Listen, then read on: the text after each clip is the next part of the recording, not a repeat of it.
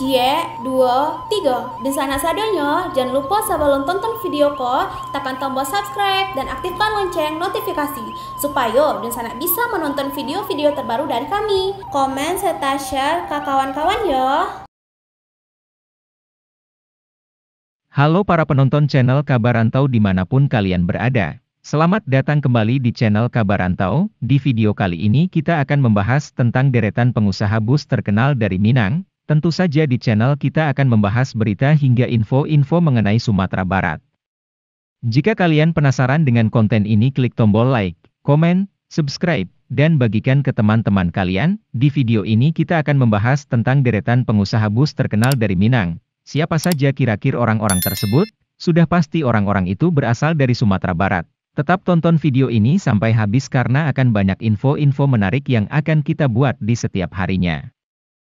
Yang pertama, Bahaudin Sutan Barbangso Nan Kuniang. Bahaudin merintis bus Naikilah perusahaan Minang, NPM, pada 1937 silam di Padang Panjang.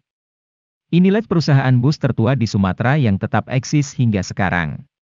Kini perusahaan besar ini dikelola generasi ketiganya yakni Angga Fircansa. Bila sebelumnya kita mengenal banyak perusahaan otobus yang telah lama beroperasi dan mampu bertahan hingga sekarang. Kini kita akan membahas salah satu PO tertua yang sudah berdiri sebelum Jepang datang menjajah ke tanah Indonesia, PO NPM, yang merupakan akronim dari Naikilah Perusahaan Minang. PO ini telah eksis sebelum Indonesia merdeka dari penjajah. Bahaudin Sutan Barbangso Nan Kuniang, sosok yang mendirikan PO ini. Sudah lebih dari 3-4 abad yang lalu. Pada tahun 1937 di kota Padang Panjang, Minangkabau, Sumatera Barat, maka tidak heran bila akta pendirian perusahaan ini berbahasa Belanda. Kota yang berada di kawasan pegunungan yang berhawa sejuk ini menjadi tempat kelahiran sekaligus kantor pusat dari PO NPM hingga sekarang. Awal berdiri PO NPM hanya melayani rute antar kota dalam Provinsi Sumatera Barat. Dan masuk era 1970 sampai 1980-an barulah NPM bersama PO bus asal Sumatera yang lainnya mulai membentangkan sayap, menjalani rute antar provinsi, antar pulau, dengan poin keberangkatan dari kota-kota besar di Sumbar seperti Padang, Bukit Tinggi, Pariaman, Payakumbuh dan lain-lain. 1980 hingga awal 2000-an adalah masa keemasan bagi PO di lintas Sumatera.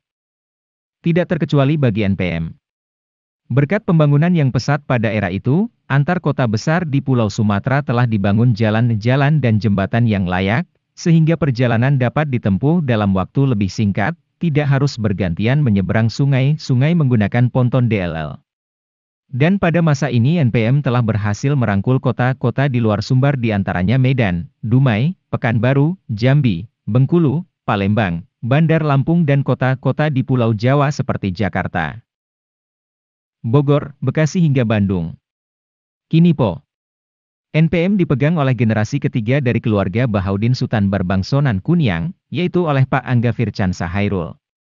Walau geliat transportasi darat antar kota antar pulau Sumatera, Jawa kini terbilang lesu akibat gempuran penerbangan murah LCC, Low Cost Carrier, PO. NPM tetap eksis bahkan terus berinovasi dengan memberikan armada yang segar. Selain layanan bus reguler, NPM juga menyediakan armada pariwisata yang diberi nama Fircansa Tourbus. Yang kedua, Sutan Jamaris.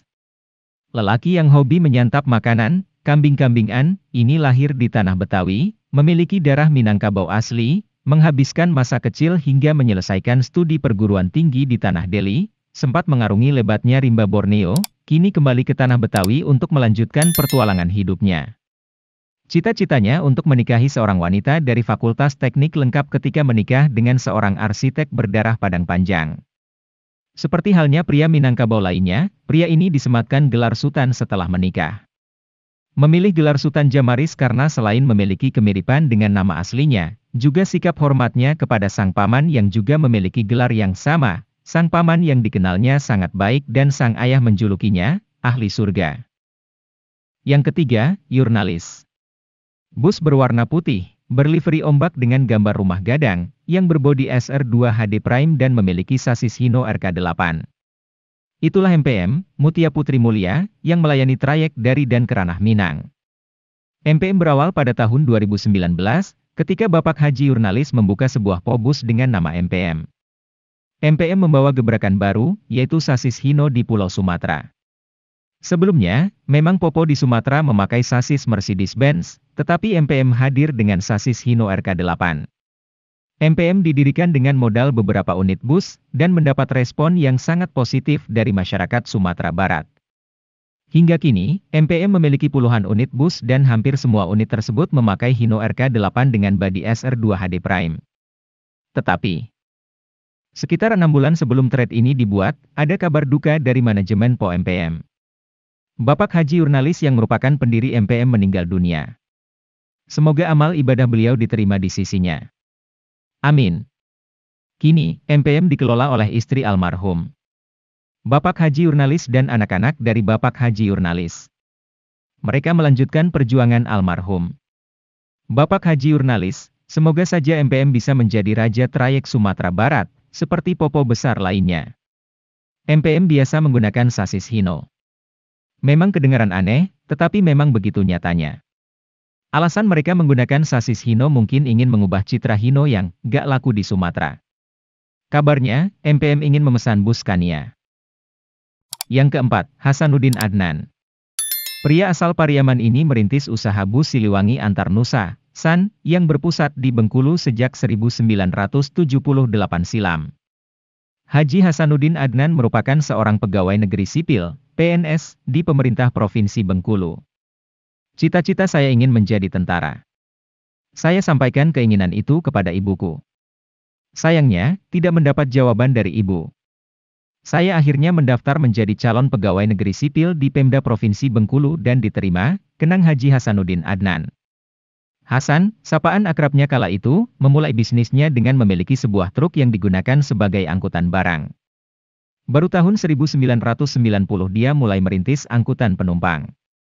Bermodalkan 9 armada bus sedang, 4 unit diantaranya bus sedang Mazda T4000. Di bawah bendera Siliwangi Antar Nusa Travel dia memberanikan diri membuka rute jarak jauh. Jurusan perdana yang dilayaninya Bengkulu, Bekasi. Dalam waktu kurun 5 tahun armadanya berkembang ke bus besar dan mulai mengembangkan rute. Haji Hasanuddin Adnan dalam bisnis usaha transportasi sangat mengedepankan pelayanan kepada para pelanggannya. Dia juga menerapkan 5 pilar utama kepada para pegawainya. 5 pilar itu adalah akhlak, kejujuran, disiplin, tanggung jawab dan rasa memiliki. Tiap pegawai di sini harus punya akhlak yang baik. Tanpa akhlak yang baik kami tak bisa berikan pelayanan terbaik. Mereka juga harus jujur, berdisiplin tinggi, bertanggung jawab dan punya rasa memiliki, tegasnya. Yang kelima, Alizar Datuak Bagindo. Alizar mendirikan bus Gumarang Jaya pada 1974 silam. Pengusaha ini lahir di Bukit Tinggi namun bermukim di Lampung. Ia merupakan perantau asal Bukit Tinggi yang bermukim di Lampung. Berawal dari keprihatinan dan kepedulian, ia mendirikan perusahaan bus Po Gumarang Jaya yang masih eksis hingga saat ini. Alizar mengungkapkan alasan nama bus dengan Gumarang. Kenapa nama Gumarang? Gumarang merupakan nama kuda kerajaan Pagaruyung milik Raja Cinduamato, kata Alizar dikutip dari siaran langsung Facebook Suara Kinari TV. Semua peliharaan Raja Cinduamato, lanjutnya, ada nama. Nama ayamnya Kinantan, nama kerbau Simanuang dan kuda Gumarang. Raja Cinduamato kalau pergi kemana-mana menggunakan kuda Gumarang. Katanya. Harapannya dengan nama Gumarang, bukan hanya andalan masyarakat Sumbar tetapi Indonesia, sambung pria berambut putih tersebut. Nama Gumarang juga digunakan untuk nama kereta api di Surabaya. Saat itu ada pihak yang menghubunginya meminta izin untuk digunakan.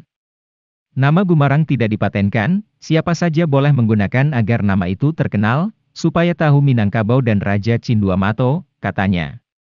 Alizar Datuk Bagindo menyebutkan, di awal pendirian bus Po Gumarang Jaya tahun 1974 itu armada bus Po Gumarang Jaya yaitu Chevrolet C50. Yang keenam, John Samti. Perantau Bukit Tinggi ini mendirikan bus Yoanda Prima pada 1988 di Palembang. Kendati banyak melayani rute lain, Yoanda Prima sangat dominan di rute Sumbar Palembang.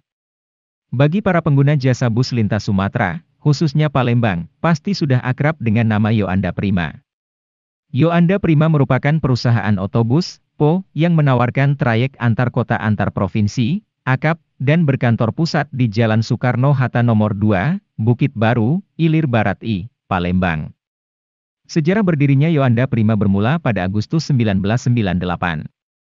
Haji John Samti mendirikan Yoanda Prima dengan misi menjadikan Yoanda Prima sebagai penyedia transportasi darat dengan layanan yang memuaskan dan nyaman. Hal ini begitu penting, mengingat tak banyak PO di wilayah Sumatera yang dapat menampung aspirasi masyarakat, terlebih di tengah ketatnya kondisi persaingan bisnis transportasi darat. Pada tahun-tahun pertamanya beroperasi, Yoanda Prima hanya melayani beberapa rute. Namun kini, layanan Yoanda Prima telah tersebar di beberapa kota di Sumatera seperti Padang, Bukit Tinggi, Solok, Payakumbuh, Muara Bungo, Muara Tebu, dan Kiliran Jao. Dari banyaknya kota yang dilayani, rute Palembang-Padang pulang pergi, PP, menjadi rute yang paling diminati. Armada yang dipakai PO ini adalah bus Mercedes-Benz yang terbagi menjadi dua kelas, yaitu non-AC dan AC. Untuk kelas AC, setiap bus menggunakan konfigurasi kursi 2-2, dilengkapi dengan fasilitas pendingin ruangan, AC, bantal, selimut, dan ruang khusus merokok. Sementara itu, kelas non-AC memiliki konfigurasi kursi 2-3 tanpa pendingin ruangan, non-AC. Seiring berjalannya waktu, layanan transportasi yang ditawarkan Yoanda Prima kian berkembang. PO ini akhirnya mampu mengembangkan usaha transportasinya dengan menghadirkan layanan angkutan bus untuk pariwisata, karyawan, dan sewa.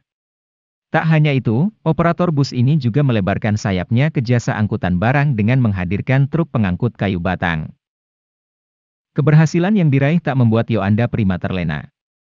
PO ini justru terus mengedepankan profesionalitas dan fasilitas agar penumpang setianya tak berpaling ke kompetitor lain. PO ini bahkan selalu memastikan armadanya terawat dengan baik, serta memilih supir-supir yang kompeten untuk menjamin kenyamanan penumpang selama dalam perjalanan. Semua kerja keras tersebut pun terbayar dengan berhasil diraihnya sejumlah prestasi. Pada 2017, Yoanda Prima berhasil meraih penghargaan Wahana Adhigana untuk kategori Akap Ekonomi Bintang 2 dari Kementerian Perhubungan Direktorat Jenderal Perhubungan Darat. Penghargaan ini menjadi bukti bahwa kualitas Yoanda Prima telah memenuhi standar keamanan, fasilitas, pelayanan, dan kenyamanan. Tak hanya itu, armada bus pariwisata Yoanda Prima juga sering digunakan untuk mendukung berbagai acara bergengsi bertaraf nasional maupun internasional di Palembang. Beberapa acara yang pernah didukung Yoanda Prima adalah Pekan Olahraga Nasional, Islamic Solidarity Games, dan kejuaraan Asian Football Federation, Piala AFF. Bahkan, armada bus Yoanda Prima juga digunakan dalam perhelatan ajang olahraga terbesar di Asia, yaitu Asian Games 2018. Yang ketujuh, Nazar Zakaria. Dia adalah pendiri bus di bawah naungan PT Transport Express Jaya pada 1977 silam. Bus transport terkenal akan rute akap dan AKDP serta berbasis di Pariaman. Yang kedelapan, Gus Maliadi. Pengusaha asal Minang ini mendirikan PO Bus Family Raya Ceria di Bangko Jambi pada 1996. Trayek awalnya hanya Bangko, Padang Bukit Tinggi, namun terus tumbuh hingga sekarang. Perusahaan otobus ini dirintis dari usaha rumah makan bernama Family Raya yang dikelola oleh Haji Gus Mayadi. Rumah makan ini kerap menjadi tempat beristirahatnya para pengemudi truk dan bus yang melintas dan singgah di kota Bangko. Kemudian, Haji Gus Maliadi mendapatkan masukan dari salah satu pengemudi bus untuk membuka usaha transportasi bus. Yang kesembilan, Afrinaldi. Perantau asal Bukit Tinggi ini mendirikan bus Epastar sejak 2010 silam di Palembang. Meski awalnya hanya bus pariwisata, namun Epastar berkembang hingga melayani penumpang. Jadi itulah deretan beberapa pengusaha bus besar dari Minang. Tentu saja suku Minang melahirkan banyak orang-orang hebat, di antaranya adalah orang-orang yang barusan kita bahas. Jika kalian suka dengan konten seperti ini, berikan like, komen, subscribe, dan bagikan ke teman-teman kalian. Sampai jumpa di video selanjutnya.